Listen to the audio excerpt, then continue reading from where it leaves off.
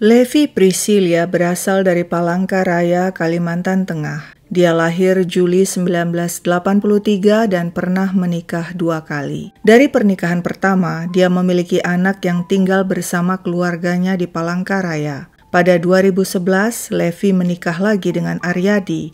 Mereka memiliki seorang anak. Sebagai ibu rumah tangga, Levi hidup berkecukupan. Maklumlah sang suami seorang pengusaha. Mereka tinggal di kawasan Kertak Hanyar, tak jauh dari Banjarmasin, ibu kota Kalimantan Selatan. Punya 2 mobil, 2 dogo, seorang sopir bernama Agus dan istrinya Mila yang bekerja sebagai ART. Tapi sesungguhnya di balik kehidupan yang tampak baik itu, Levi memendam gundah gulana. Ada beberapa keinginannya yang belum tercapai. Sebab itulah untuk mewujudkan keinginan itu, Levi mendatangi Zulkifli alias Habib Alex untuk minta bantuan. Levi ingin suaminya tidak selingkuh, dan Habib Alex kemudian memberikan air khusus padanya. Tampaknya air itu mujarab. Terbukti Levi kembali mendatangi sang Habib untuk mengucapkan terima kasih. Dia bilang atas bantuan sang Habib, suaminya telah membelikannya sebuah rumah di Jalan Ahmad Yani, Kertak Hanyar yang lokasinya tak jauh dari Hotel Aston. Suatu hari di tahun 2017, pada kunjungan ketiga ke tempat Habib Alex, Levi berkenalan dengan Ebon, adik angkat sang Habib. Ebon alias Herman Daryanto, seorang Bromo Corah alias residivis. Sudah berkali-kali dia terlibat perkelahian dengan Sajam yang membuat dirinya harus mendekam di balik bui 2 kali. Selain kerap berkelahi, konon katanya Ebon punya ilmu klinik dan ilmu kebal yang diperolehnya setelah menenggak berbagai macam minyak kebal. Tak lama setelah berkenalan dengan Levi, Ebon pun kembali melakukan kejahatan dan masuk penjara untuk ketiga kalinya selama 7 bulan karena masalah Sajam. Pada Agustus 2018, Ebon mendapat kejutan. Levi menghubungi ponselnya saat dirinya masih ditahan di lapas Teluk Dalam Banjarmasin. Wanita itu minta Ebon melakukan ritual klinik agar 3 permintaannya terkabul, yaitu agar suaminya betah di rumah, agar mertuanya pergi dari rumahnya, dan supaya suaminya membelikannya berlian. Ebon pun melakukan ritual di dalam penjara. Ritual pertama berhasil. Suami Levi jadi betah di rumah. Wanita itu pun memberi Sinapi imbalan sebesar Rp300.000. Selanjutnya, Ebon melakukan ritual kedua. Dan wow, berhasil lagi. Mertua Levi pergi dari rumahnya. Wanita itu pun kembali membayar Sinapi imbalan sebesar Rp200.000. Namun ritual ketiga tampaknya tidak berhasil. Levi menunggu-nunggu, tapi suaminya tidak juga membelikannya berlian. Levi pun berpesan kepada Ebon jika nanti pria itu bebas agar menemuinya. Dan demikianlah pada Kamis 22 November 2018. Saat itu suami Levi sedang berada di Palembang untuk urusan pekerjaan. Levi minta sang sopir Agus mengantarnya membeli baju untuk dipakai menghadiri ibadah di gereja. Dia juga minta diantar mengunjungi 2 salon. Agus agak heran sebab selama ini majikannya jarang ke salon. Setelah urusannya di salon usai, Levi buru-buru mengajak Agus pulang. Adik angkat saya akan datang, begitu katanya. Sebelum tiba di rumah, Levi minta Agus mampir di Hotel Aston untuk menjemput adik angkatnya yang kemudian mengikuti mereka pulang dengan sepeda motor. Setiba di rumah sudah pukul 4 sore. Levi minta si sopir Agus pergi dengan istrinya Mila dan bersama anak Levi untuk berbelanja. Nah, kini rumah kosong. Hanya ada Levi dan si adik angkat. Sebenarnya pria itu bukan adik angkatnya, melainkan Ebon, si mantan napi yang baru saja keluar dari penjara 2 hari lalu. Sesuai janji, kini mereka bertemu. Kepada Ebon, Levi berkeluh kesah bahwa hingga kini suaminya bukannya membelikannya berlian, malah membeli truk. Wanita itu juga ingin tahu apakah suaminya saat itu beristri lagi atau tidak. Untuk itulah Levi ingin Ebon kembali melakukan ritual klinik baginya. Ebon menyanggupi dan menyebutkan perlengkapan ritual yaitu beberapa potong kapas bujang, 1 buah biji zaitun, 2 potong kayu gaharu, kemenyan, juga sebotol kecil minyak sapu jagat, minyak japaron dan minyak mistik, sebutir kecil intan jambun dan intan putih, serta selembar kain jarik dan sebuah gunting. Levi setuju, lalu memberikan uang Rp300.000 kepada Ebon untuk membeli perlengkapan itu. Ebon pun pergi ke pasar Kuripan Banjarmasin untuk membeli semua persyaratan. Pukul 11.30 malam, Ebon menghubungi Levi dan menanyakan, "Apakah kamu sudah siap melakukan ritual?" "Iya," jawab Levi. Dia pun minta tolong sopirnya Agus untuk memesan sebuah kamar di Hotel Aston yang lokasinya dekat dengan rumahnya. Namun sial, kamar sudah fully booked. Ketika Levi menyampaikan hal itu pada Ebon, "Tidak masalah," kata pria itu. "Ritual bisa dilakukan di mana saja. Dia sarankan untuk melakukannya di mobil Levi saja." Levi pun bersiap-siap.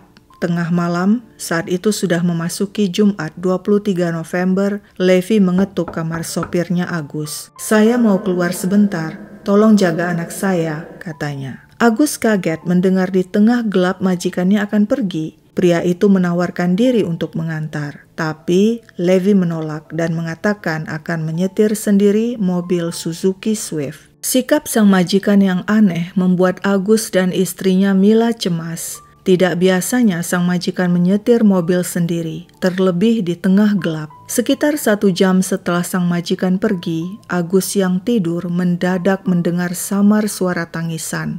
Begitu pula Mila, istrinya, mendengar suara tangisan yang sama. Keduanya merinding, terlebih tiba-tiba 2 ekor anjing di halaman melolong seperti menangisi sesuatu. Sementara itu, setelah pamit pada sopirnya, Levi menyetir ke arah Hotel Aston. Di sana Ebon sudah menunggu dengan sepeda motor. Di tengah gelap, wanita itu memarkir mobilnya. Sebelum memulai ritual, terlebih dulu Ebon mengitari mobil sebanyak 3 kali untuk membersihkan benda-benda atau hal-hal gaib yang ada di mobil itu. Namun kemudian Levi merasa tak nyaman karena melihat security Hotel Aston mondar-mandir. Mereka pun pindah tempat. Levi mengemudikan mobil ke arah sebuah showroom mobil masih di kawasan itu juga. Ebon mengikuti dengan sepeda motor. Di depan showroom itulah Levi kemudian memarkir mobilnya. Ebon masuk dan duduk di jok belakang. Pria itu mempersiapkan ritual dan meracik ini dan itu. Dia juga menggunting kain jarik menjadi 2.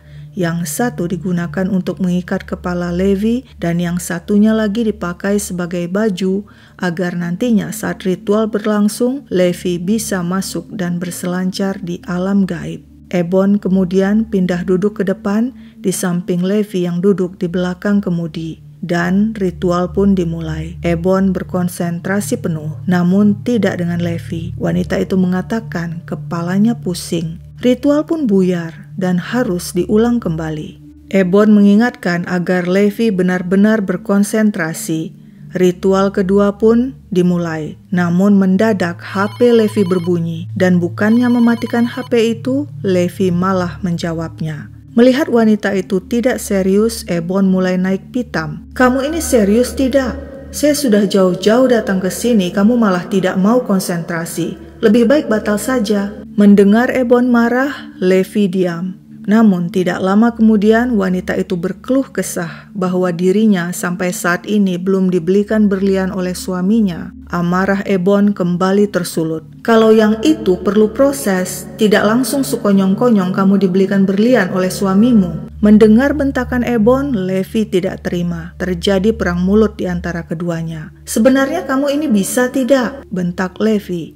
"Cukup sudah." Ebon tidak bisa lagi membendung murkanya. Dia sambar gunting di dashboard mobil dan menghujamkannya ke tubuh Levi berkali-kali. Lalu diraihnya kain jarik di kepala Levi dan memakainya menjerat leher wanita malang itu. Levi berhenti bernafas, tapi sepasang matanya terbuka lebar.